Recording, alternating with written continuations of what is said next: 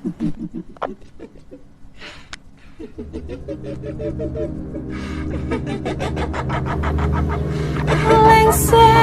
wengi sliramu tumake sirmo.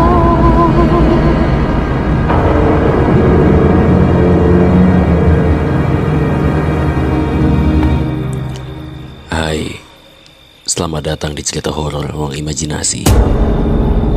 Sebuah kisah nyata yang mungkin kita pernah alami. Ya, dengan gua, Rencan. Dan selamat datang di cerita horor malam Jumat.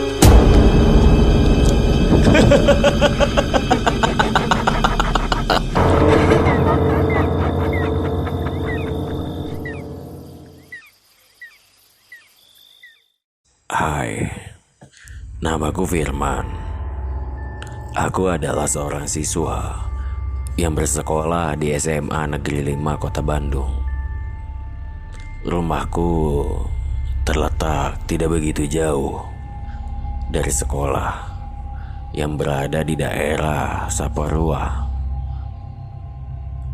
Hari ini aku akan membagikan sebuah kisah pengalaman yang pernah aku alami di saat sedang berada di kamar mandi di sekolah.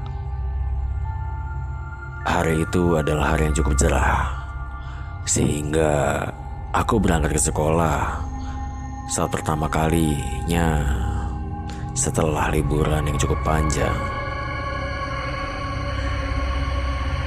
Woi, udah lama ya nggak kumpul-kumpul kayak gini. Gimana nih kabarnya nih kalian semua nih? Temanku si Rahmat menyapa kami selepas liburan kemarin. Setelah kami bersalam-salaman, pada akhirnya kami pun masuk ke dalam kelas. Di kelas terasa begitu sangat hangat, karena pada hari pertama ini, ya, hari pertama masuk sekolah. Singkat ceritanya, bel pelajaran telah usai. Kami pun semuanya keluar kelas untuk beristirahat untuk makan siang. Siang hari itu kebetulan aku sedang merasa malas untuk makan siang. Aku di dalam kelas sendirian. Aku pun mulai merasakan mataku yang begitu ngantuk amat berat, dikarenakan jam tidurku yang masih berantakan.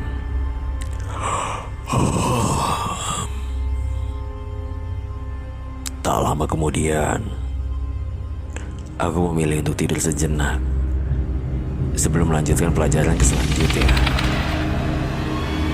Dan tiba-tiba saja, ya Tuhan, apa itu? Aku merasa ada yang memanggil-manggil namaku saat aku tertidur. Dan ternyata itu adalah guruku yang bernama Bu Ika. Dia menyuruhku untuk bangun dan mencuci mukaku. Aku pun langsung beranjak dari tempat tidurku. Aku langsung ke arah kamar mandi yang terletaknya di ujung lorong. Di saat aku melangkah ke arah sana, aku merasakan hawa-hawa yang begitu tidak mengenakan dari rumor-rumor yang beredar. Aku pun tetap tidak memperdulikannya soal rumor tersebut. Aku tetap membiarkan diri ini untuk masuk ke dalamnya. Tak lama pun, aku melihat seorang penjaga sekolah yang berada tidak jauh dari tempatku saat melangkah ini. Aku perhatikan wajah yang pucat itu dan tatapan yang kosong sambil ngepel lantai di depan ruangan BK.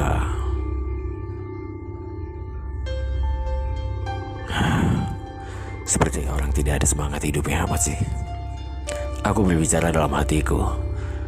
Aku pun tetap tidak menghiraukannya. Aku pun langsung mencuci mukaku. Dan saat itu aku merasa perutku sakit. Dikarenakan aku tidak tahu sarapan tadi pagi yang aku makan adalah makanan yang sudah expired. Aduh, mules banget lagi. Sialan, gara-gara minum susu tadi nih. Aku langsung saja masuk ke dalam kamar mandi untuk membuangnya. Di saat aku membuang air tersebut, aku melihat ada bunga dan beras kuning dan puntung rokok di sana. Loh, sejak kapan ada bunga dan kawan-kawannya di sini? Aku pun mulai merasakan merinding dan ya Tuhan, aku mulai merasakan ada sesuatu yang menyentuhku dari belakang.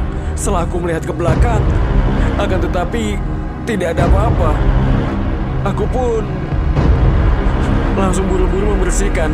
Dan saat aku hendak memakai celanaku dan tiba-tiba saja, ya Tuhan, apa itu? Aku melihat sesosok bayangan putih yang berada tepat di atas kepalaku. Dan di saat aku hendak membuka pintu kamar mandinya, kenapa lagi ini gak bisa dibuka? Aku bingung. Tiba-tiba saja pintu kamar mandi tersebut tidak bisa untuk dibukanya. Aku merasakan ada hawa yang aneh yang berada di dalam kamar mandi ini. Dan seketika aku mencium bau bangkai.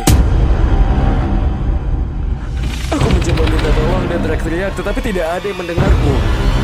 Dan tak lama kemudian aku mendengar suara langkah kaki yang menuju ke kamar mandi. Aku mencoba menggedor-gedor pintunya, akan tetapi tidak ada orang. Aku sudah berharap banyak akan ada seseorang yang menolongku. Dan ternyata tak lama kemudian ada seseorang yang membukakan pintu. Ternyata itu adalah temanku si Rahmat. Man, kenapa kamu teh? Dan aku pun terjatuh, tidak sadarkan diri. Tak lama kemudian, aku pun tersadar di ruangan UKS.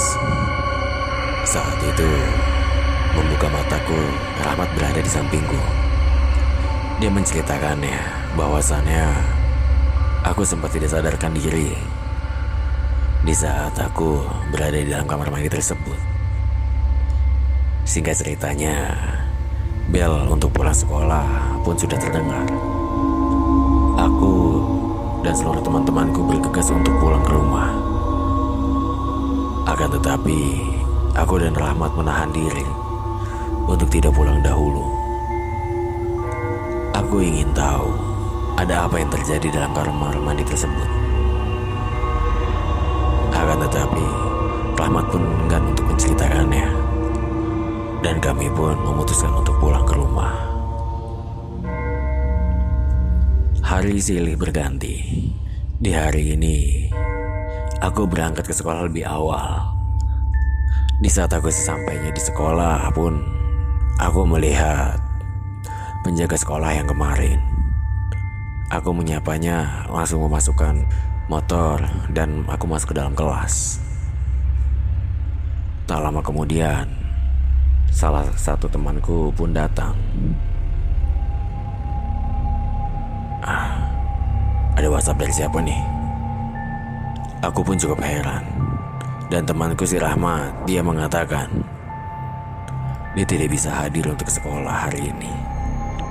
Dia mengatakan barusan dia saat ingin berangkat ke sekolah, dia mendapatkan sebuah kecelakaan di jalan. Dan ketika aku hendak ingin beristirahat, aku mendengar suara kegaduhan di luar sana. Seluruh siswa dan guru-guru pun langsung berkumpul di depan, melihat ada kejadian apa di sana. Dan ternyata, astaga, aku melihat sesosok mayat perempuan yang habis bunuh diri. Wajahnya sudah tidak berbentuk dan darahnya berjajaran di mana-mana. Kami pun langsung diminta untuk pulang sekolah lebih awal. Setelah melihat kejadian itu, aku merasa ada hawa yang begitu sangat mencekam. Aku langsung melihat ke arah kamar mandi dan astaga, aku melihat sesosok pria tua dengan wajah yang pucat dan memegang sebuah parang di sebelah tangannya. Aku langsung berlari untuk menuju ke parkiran. Setelah aku sampai di parkiran motor pun, aku langsung mencoba menyalakan motorku. Ini kenapa sih kok nggak bisa dinyalain? Padahal tadi bisa-bisa aja. Setelah aku berhasil menyalakan motorku, aku langsung pulang ke rumah.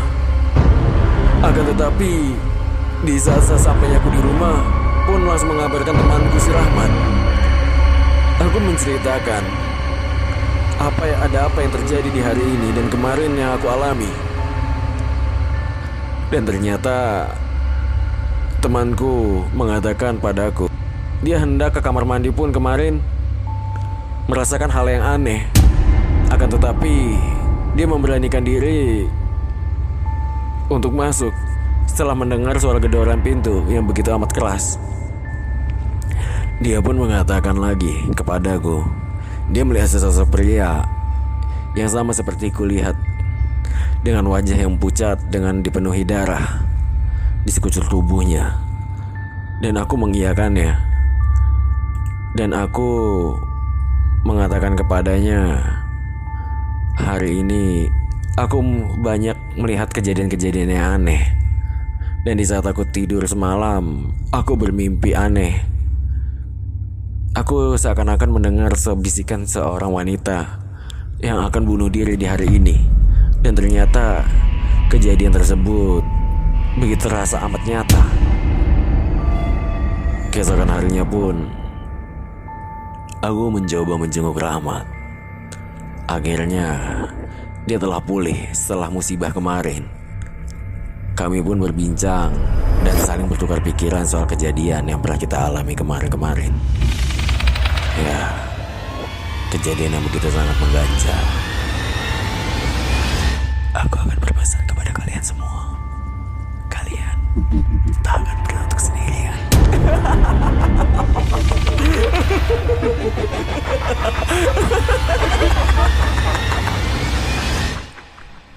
Terima kasih untuk pendengar Ruang Imajinasi yang sudah mau mendengarkan cerita ini sampai detik ini.